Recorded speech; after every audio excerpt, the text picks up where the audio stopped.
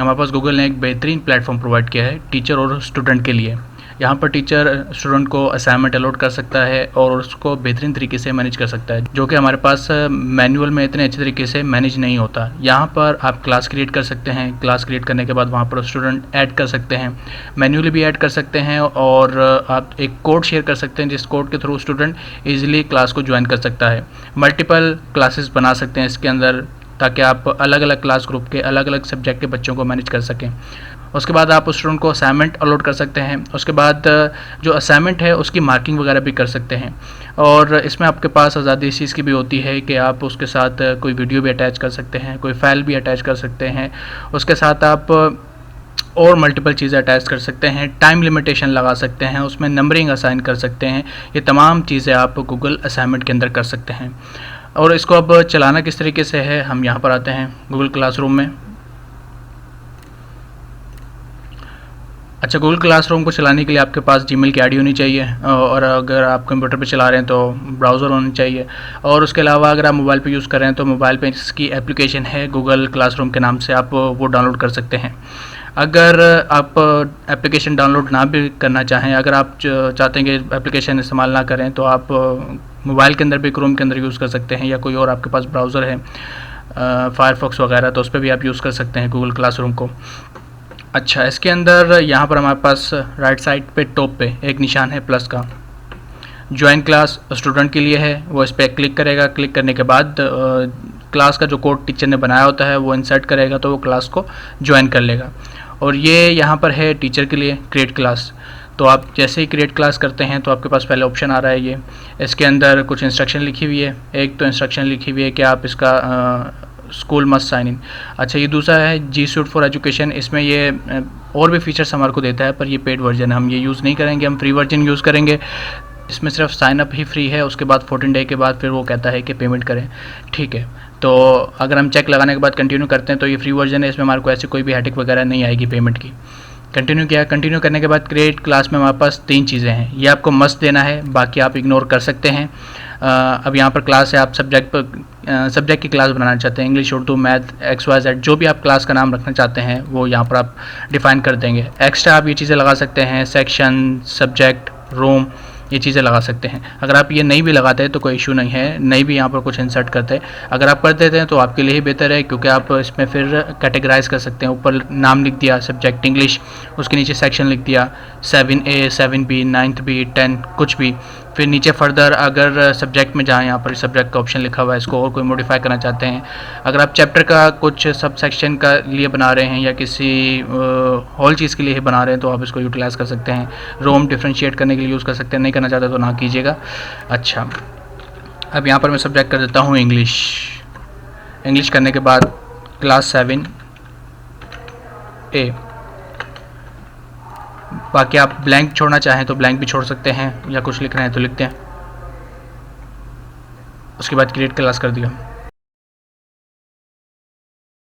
अब यहाँ पर उसने पहले ही हमारे को डिफाइन कर दिया। अगर आप किसी स्टूडेंट को ज्वाइन करवाना चाहते हैं तो इसके थ्रू आप करवा सकते हैं। ये यहाँ पर कोड है, ये कोड आप स्टूडेंट्स को दे देंगे तो वो गूगल क्लासरूम में आएंगे, आने के बाद ज्वाइन क्लास, और ये कोड वहाँ पर लिखेंगे या कॉपी पेस्ट करने के बाद क्लास को ज्वाइन कर सकते हैं। ठीक है, उसके बाद ये हमारे पास फ्रंट एंड है जो आप क्लास क्रिएट करते हैं उसका। उसमें हमारे पास फ्रंट में 4 ऑप्शन है। स्ट्रीम, उसके अंदर ओवरऑल इन्फॉर्मेशन वगैरह आ रही होती है हमारे पास। क्लास वर्क, यहाँ पर हम असाइनमेंट जनरेट करते हैं, जनरेट करने के बाद जो भी असाइनमेंट से रिलेटेड चीज़ें होती हैं वो यहाँ पर होती है।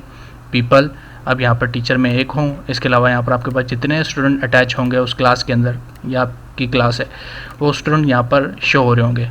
अगर आप कोई किसी स्टूडेंट को मसला आ रहा है कि सर मैं ज्वाइन नहीं करना चाह रहा और मैं ज्वाइन नहीं कर पा रहा, तो आप उसको मैन्युअली भी ऐड कर सकते हैं यहाँ से ईमेल के थ्रू।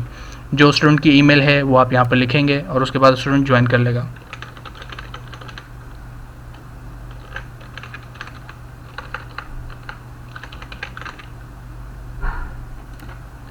अब मैंने यहाँ पर अपने आप को इन्विटेशन सेंड किया है, देखते हैं होता या नहीं होता, क्लैश ना आ जाए कोई। ठीक है जी, इनविटेशन सेंड हो गया। ईमेल और ईमेल करने के बाद आप इनविटेशन सेट कर देंगे तो जैसे ही स्टूडेंट क्लासरूम खोलेगा उसके पास फ्रंट स्क्रीन पे ही नज़र आ रहा होगा कि आपके टीचर ने आपको इनविटेशन रिक्वेस्ट की है क्लास ज्वाइन करने की।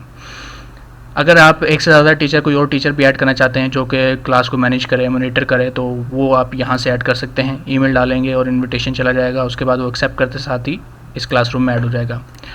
अगर इस क्लास के लिए आपने कोई असाइनमेंट जनरेट किया होगा और उस असाइनमेंट्स पे स्टूडेंट्स के फीडबैक आए होंगे, सबमिट किए होंगे, सबमिट करने के बाद उनकी जो ग्रेडिंग्स वगैरह है वो यहाँ पर आपको शो हो रही होगी।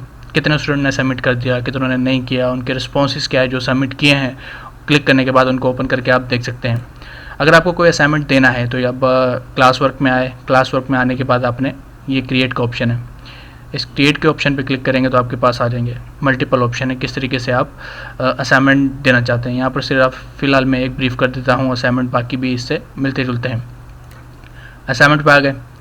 असाइनमेंट में आने के बाद यहाँ पर असाइनमेंट का टाइटल लिखेंगे, टाइटल लिखने के बाद यहाँ पर इंस्ट्रक्शन, और इसके अलावा अगर आप कोई मल्टीपल चीज़ इससे अटैच करना चाहते हैं, गूगल ड्राइव की कोई फाइल अटैच करना चाहते हैं, कोई किसी वेबसाइट का लिंक अटैच करना चाहते हैं जो कि इस असाइनमेंट को सपोर्ट कर रहा हो, उससे रिलेटेड इन्फॉर्मेशन हो, वहाँ पर कोई फाइल अटैच करना चाहते हैं लोकल पीसी के अंदर से या लोकल मोबाइल के अंदर से, कोई यूट्यूब का लिंक शेयर करना चाहते हैं तो असाइनमेंट के साथ आप शेयर कर सकते हैं सपोर्टिंग मटेरियल के तौर पे।